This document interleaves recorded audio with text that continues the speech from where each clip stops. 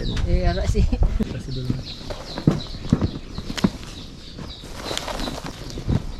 Naku na dito. Maliit pa to.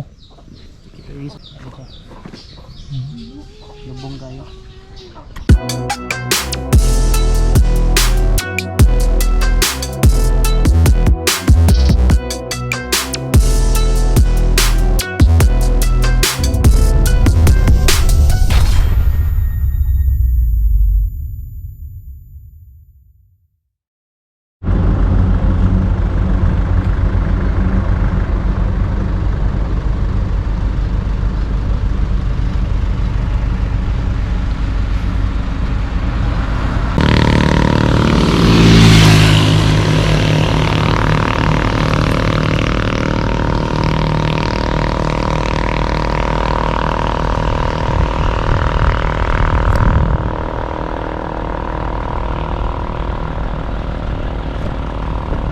So yan mga idol, magandang araw sa inyo mga idol. Andito kami ni Idol Mark sa sa probinsya namin dito sa Davao del Norte, dito sa Santo Tomas. Ayan mga idol, tama din sa Idol Mark. So nakadilaw kami ngayon mga idol, maganda yung uniform namin. Pero mas maganda to kung itim siguro to, Idol Mark, no? Yung letter. So ayan mga idol, bali may rescue tayo ngayon dito sa isang barangay sa Santo Tomas, sa Davao del Norte. Ayan mga idol, nandito tayo mga idol. Open area yan mga idol. Papunta ng Tibalog. Papunta ng La Libertad. So papunta na yan ng mga idol ng isang probinsya dito sa atin sa Davao del Norte. So yung sa pabundok na So dito padaan yung papuntahan natin na pa-rescue. So may kukunin tayo na ahas mga idol. Tingnan natin kung anong ahas yung mga idol. Tapos sana exciting to na vlog to mga idol kasi meron tayong matulungan na taga local natin doon sa Santo Tomas, sa barangay, isang barangay. So si Idol ay isang rescuer doon. So tutulungan natin siya kung paano yung gagawin sa sa ahas na yun kasi napakadelikado sa tao. Ayan, kasama natin si Idol Mark. Ayan, Idol Mark. Yun. Magandang araw sa inyo mga idol.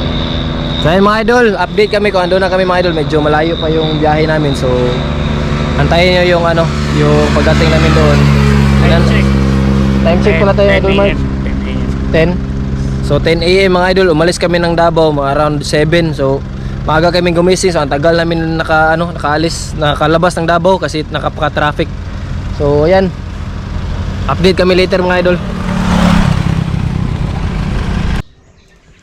Dinita. So yan mga idol, andito na tayo sa sa isang barangay sa Davao del Norte. So ito yung rescue na isang ahas na titingnan natin, i-check natin. So yan sila idol. Kasama natin sila dito. So dito to sa may sa may barangay Bubungon. Bubungon magyapon ni no. So ayan mga idol. Kung mag-sneak awareness tayo mga idol, at least meron tayong ma-share sa mga kasama natin dito, tsaka sa mga viewers natin diyan na may interest at saka gustong malaman kung ano yung isang ahas, particular na ahas. Ayan mga idol.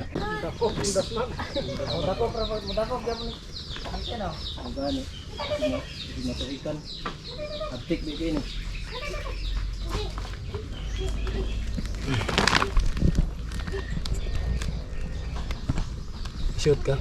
So ayan mga idol, ito yung na-rescue kagabi ni Idol Jonathan, yung taga dito, kasi pumasok daw sa bahay ng nanay niya. So palabas natin, at least makita nila sir.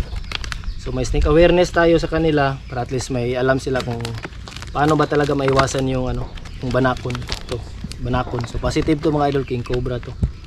So si Idol Jonathan yung sa atin, nakatulong sa atin kasi siya yung nag-rescue kagabi sa bahay ng nanay niya. Nanay mo sir, no? Nanay sir, Idol Jonathan. Ito yung si tatay pala. Yung mga saludo idol. Idol. So yan mga idol, hindi basta-basta yung na-rescue nila Idol Jonathan, yung tatay niya, kasi king cobra talaga. Ha? Padulong sa balay nila ng iro. Oo. Ang iro may nagkuha na. Ning paghot. Hindi naman sa malabi si video sa ato niya. Kaya mga idol, yung daw napansin nila mga idol, may aso daw nila, yun yung tumatahol sa banakon. Anan daban mas pare sama tarong nimo, maduol nimo kung in case anan.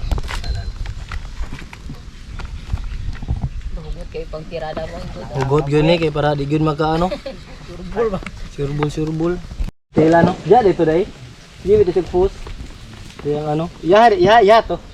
Ito. Sino buto-buto? Brigade sa? Ha? Brigade ko wala pa rin. Ah, nag-shooting sila. Fire range nila. Tira. Di man po na to pwede paspason kay ang bitin man good. Pag kanang mura kag kanang nagdali o unsa ba makulbaan ka masins po na nila. Mura pud sila ano, mura pud sila kulbaan pud. Masritin po sa pero. Sigmuras maga. Napasiksi pa naman. Ano man ka, yung lusyang naman ito. Teknik siya. Dako.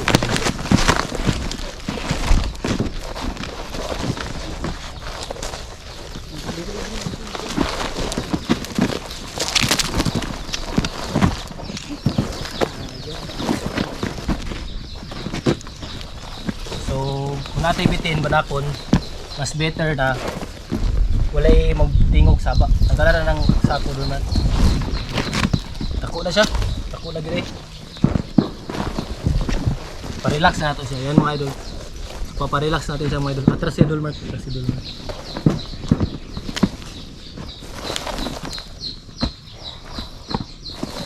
So,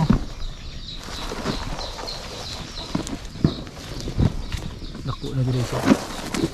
Kita ninyo, kaya mo ambakan na niya og mga 3 meters.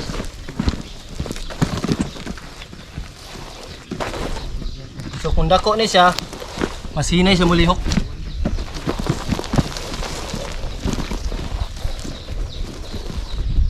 So na makita ninyo, hilom lang ta, dili kay siya ingon na kanang murag di kay siya ingon na kanang magpanik gani.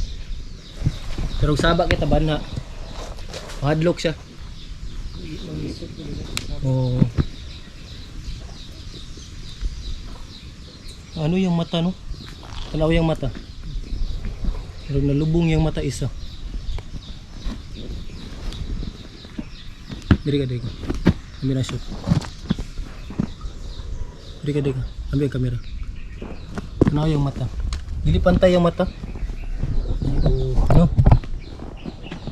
Injury siya. Yan mga idol, may napansin kami mga idol. Kaya mo sa kamata.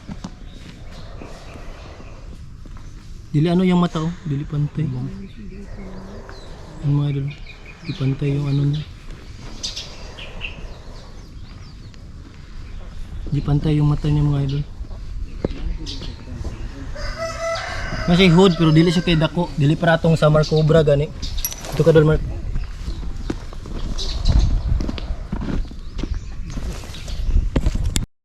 So ito mga idol, sub-adult pa to mga idol. So maliit pa to. Kaya sa kamata. Ha? Di siya mo react sa pikas. Murag buta siya. Pikas. Parang may deformity siya mga idol. Las pikas. Wala man ka nasamad. Lubong mo. Tanaw dag mo react ang right. Tanaw. Ang left, ang right na mata. Wala. Dili. Gamita tong ano, katsa. Sa left. Pikas, balin daw. Di siya malingi no. Diba? Siyan mga idol, may deformity siguro to mga idol. Kung ahas to idol. Kasi ano, ang mata niya.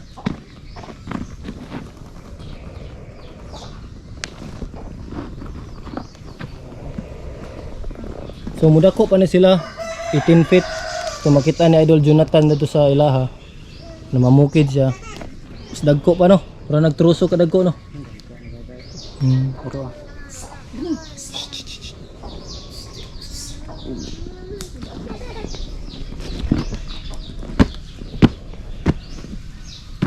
Guba yung mata. Lubong kayo. Oh, buta yung isa ka mata. Isa lagi na. So yan mga idol, yung king cobra natin mga idol, isang snake eater to mga idol. So ganda niya mga idol pero may deformity siya mga idol. May sugat siya kaunti. Ayan. Dito gamutin lang natin to. Ayan. Ayan. Gamutin lang natin yan. Dito ilapuan, putit siyang tapa. May sugat siya kaunti mga idol. So kailangan natin siya pagpahingahin lang. Ayan si Idol Mark. Pero masih samad. So pag ipit ng gabi okay lang. Matambalan ra man na. Ayan mga idol. So ang ating King Cobra ni siya, bali local yan sa atin, native yan dito sa native yan dito sa Pilipinas. So yung kulay nasa mga black to grayish kung dito sa Mindanao. Kung sa northern part yung kulay is nasa mga brown. So yan si Idol Mark. So yan mga idol, so pasalamat tayo kay Idol Jonathan. Ayan si Idol Jonathan. Yan dito. So siya yung nagre-rescue dito sa atin, tinatawag niya tayo. So itong King Cobra mga idol, hindi lang to sila talaga naiintindihan ng tao kasi yung King Cobra isa sa mga natin yan, mga biological pest controller. So sila yung nagko-control sa dami ng ahas. So kinokontrol nila yung dami ng sawa, tsaka yung mga udto-udto, yung pulaang buntot. Tapos minsan kumakain din sila ng mga daga, pero mostly kinakain nila yung sawa. So yung sawa mga idol, mabilis yan sila magpadami kasi yung sawa. So yung sawa, kaya niyang mag-lay siguro sa natural habitat sa bundok, kaya niyang mag-lay ng siguro 100 eggs. So isipin mo 100 eggs yung sawa, yung 19 yan mabubuhay, yung 10 siguro mabugok siya. So pero madami na yan siya kung kumpara mo 90 eggs.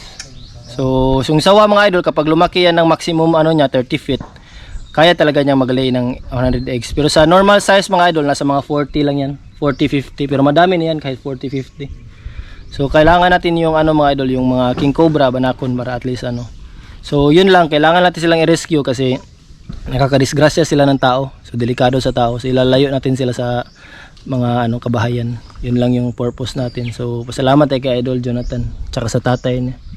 Yan sila sir dito. So ayun, pasok natin Idol Mark, pahawak natin sa kanila.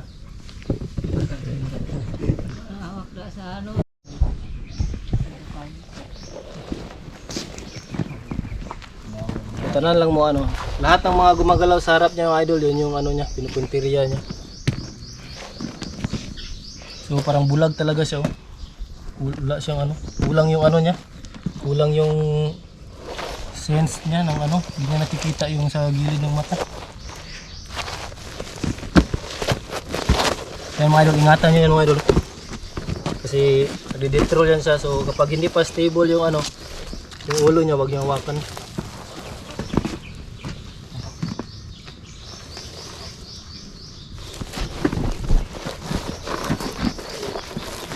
Ganito siya. Tuong na lang. Siguro? Oo, pusgan siya.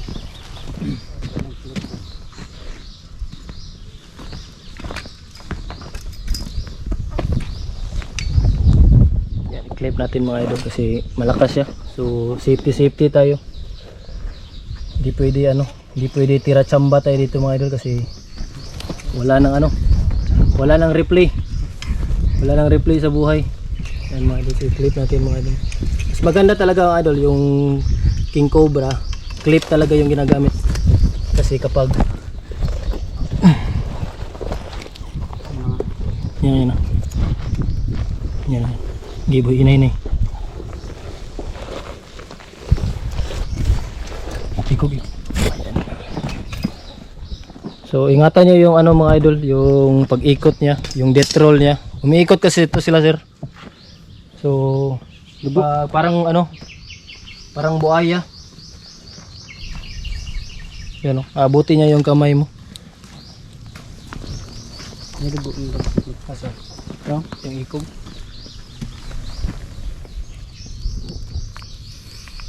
Yan.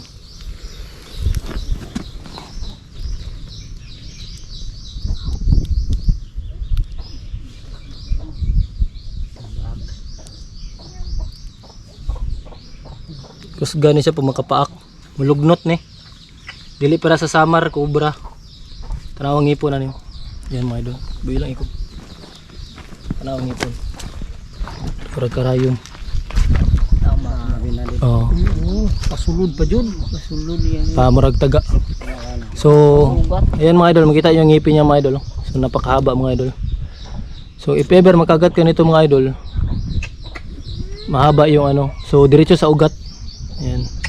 So, delikado. Napakadelikado nito mga idol. So, always talaga pag mag-handle ka na, makakita ka ng king cobra mga idol, huwag nyo na lang lapitan talaga. Unless na may rescuers tayo dito na malapit.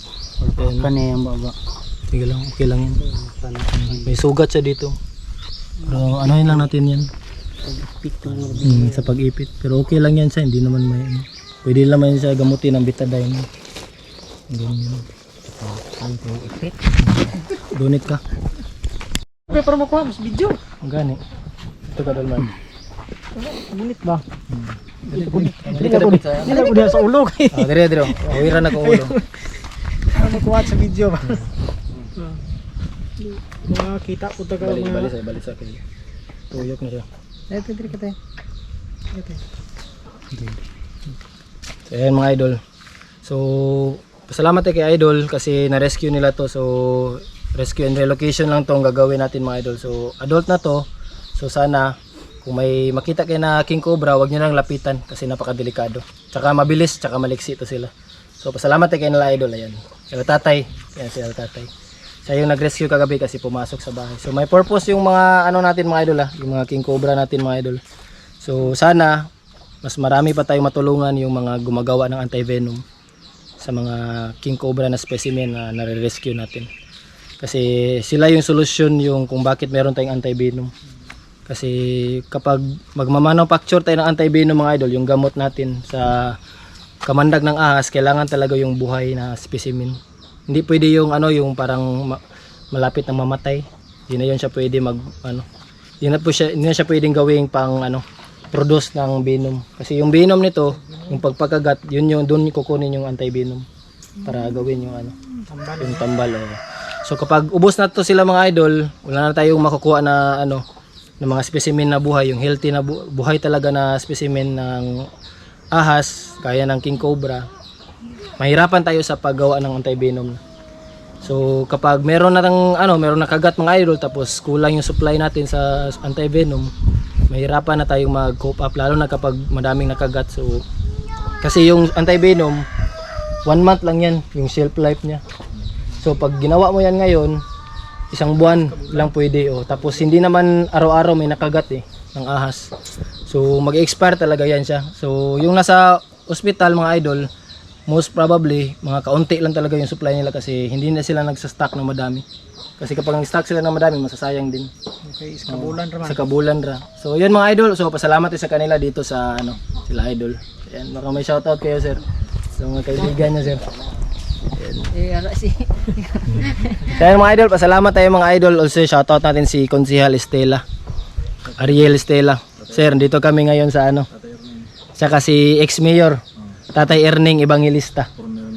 Former mayor. Shoutout kay Tatay Erning. So, dito kami ngayon, Tatay. So, at least nakatulong tayo sa kalikasan. Meron tayong na-rescue na So, libre na yung rescue natin mga idol So, sana tumawag na lang kayo ng rescue at saka wag niyo na lang mag-atubili na tumawag para papuntahan namin kaagad. Ang ganda ng lugar nila mga idol. Kasama natin sa Idol Mark. So, na to. Picture pa ka? Yan, idol, kapag magpasok ka ng malaking ahas mga idol, always talaga i-secure mo yung secure mo yung buntot una kasi kung ulo, pwede siyang gumalaw, pwede kang makagat balik. So always talaga secure mo yung buntot niya tapos tapon mo lang sa pababa. So ingat pa rin sa mga idol. So ikot mo talaga mga idol. Yan. So kay Idol Jonathan, yan. Safety na to. Ganito. Kasi kapag sako kasi nabubutas. Saka pwede siyang makawala kung in case na sako lang gagamitin. So ulo niya. mulugnot maguna sila. Di, maayo siya mo Ako yung ulo. Mura ang labaw na sawa, sulod nimong sako ng sawa. Dili, bagko kayo. Ilaman ko ng ilangan ng anaon lang ulo mo. Inat kiba, inato nila anto sa buslit. Kali. Ha? T-shirt din mo dai. Kuha na ko. Binlan taga isa. Ani, kay brothers magamit nimo ba? Sige unsa kayo. Sa pula ay nabiti, pwede rin yung mabalhin lang yun. Labay naman. Ayan mga idol, yan sa Idol Mark. Salamat tayo sa ano. Sa lahat ng mga idol natin dyan na nagpaparescue, yung tumatawag talaga sa atin, salamat sa inyo kasi pinipili nyo na iparescue compared sa pinapatay nyo lang. So maraming tulong din yung yung ahas kasi kailangan lang silang i-relocate kasi kapag marapit na sila sa bahay, nakakadisgrasya na sila ng tao. So may may natural habitat sila, doon natin sila ibalik kung saan talaga sila nakatira. Salamat mga idol.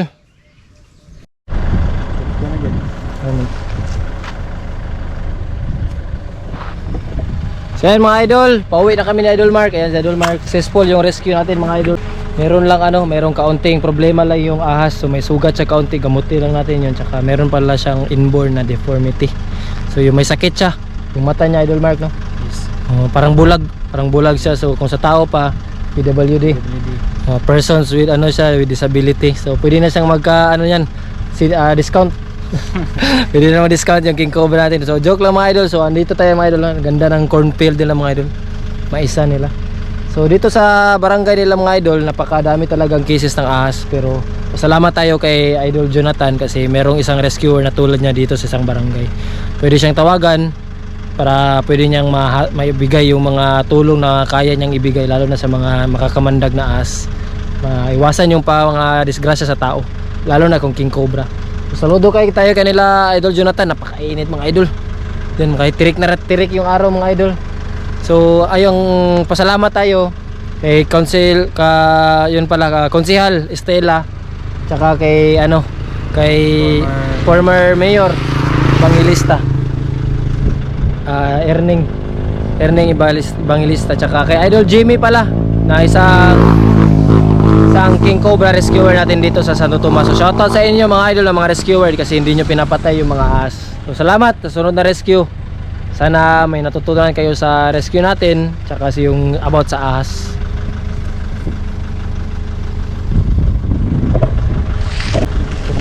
Kapukig na ba? Clouds ba na sinani, no? Minit-minit kita.